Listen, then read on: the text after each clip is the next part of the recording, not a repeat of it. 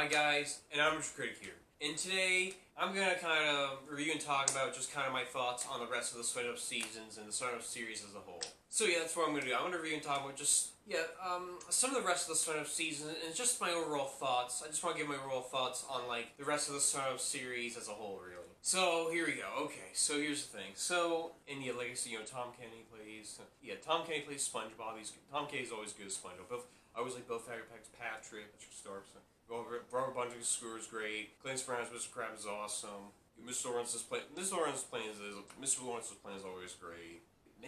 Johnny Davis, Man Ray, Ernest Borgnine, Merman and Barnacle Boy is always good and great. And like I said, this should have been like this series. Like I said, like the first movie was a good send-off. The second movie was a good send-off. It was a good ending. And they made more. The first movie was a good send-off, and the second movie was also a good send-off to SpongeBob. It was a good ending, but then they keep milking and making more. Yeah, after the movie, Steven Hillenburg left, and he gave like Paul Tibbitt like kind of the ranks. He gave like Paul Tibbitt like just to kind of run the show and direct the rest of the show. And like I said, Nickelodeon, they milked that money, and they made more seasons after the movie. And like I said, the first movie was the second movie was a good stuff, but no, they made more. And they made more seasons after the first movie. And like I said, the first movie, it was a good send-off, and it was generally a good send-off. It's a good sign, but no, they made more. They made more seasons, and during the Paul Tibbitt seasons, I think around season 4 to season 8, it's almost like they kind of like try to find ways to continue the show, and they basically try to do their own weird thing.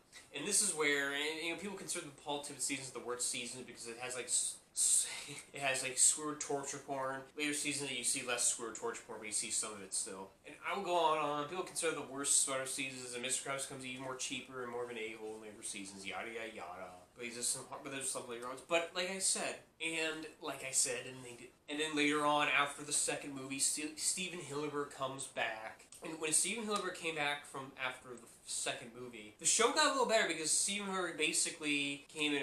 He actually became an executive producer of the show again, and he actually even written some episodes of the show. And the show was actually almost improving. To be honest with you, the series was actually kind of improving, really, and all that stuff. But then, unfortunately, bad news break. Unfortunately, around 2018, Steven Hillenburg passed away of like this cancer that he was having, this illness he was going through. Fortunately, like I said, when I heard the news that Steven Hillenburg passed away, it was generally sad. Most people found it sad. I was really sad to hear that. I felt generally sad when I heard that. Most people when they heard the death of Steven Hillenburg's death, they were generally sad.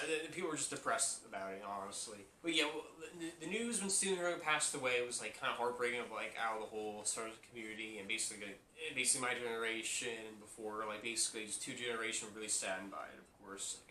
And like I said, I think Steven Hillenburg, yeah, it's been said that he had like this cancer, he passed away of this cancer, and he had like this illness, and that's how he passed away of this cancer. He was going through like this cancer illness, and that's how he passed away. But yeah, when he passed away, it was like, basically everyone was heartbroken about it, of course. And when I heard that Steven Hillenburg passed away, I was actually sincerely sad when I heard that. I was really sad when I heard the news, honestly. I was kind of depressed about it, really, for a while. And like I said, I mean, even the animation and the SpongeBob fans, like, everyone was heartbroken about it, of course. Everyone was really heartbroken about it. Everyone was really sad about it. Yada yada. And like I said, like I think like the animation community, like all the animation community was heartbroken about it. Like all the SpongeBob fans were heartbroken about it. And I think everyone was really hurt by it. And it was just really, oh god, everyone was really like heartbroken about it. Like I think two generations were affected by it. My generation, the previous one, they were all affected by it. It was really sad. It was just hard. It was just like really, it was bad times.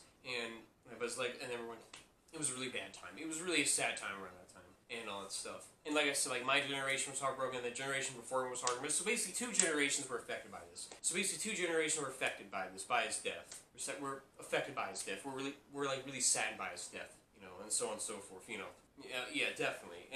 But in the end of the day, his legacy still continues on. Like, others continue his legacy, even though Nickelodeon's milking it to death. Milking it, cashing in.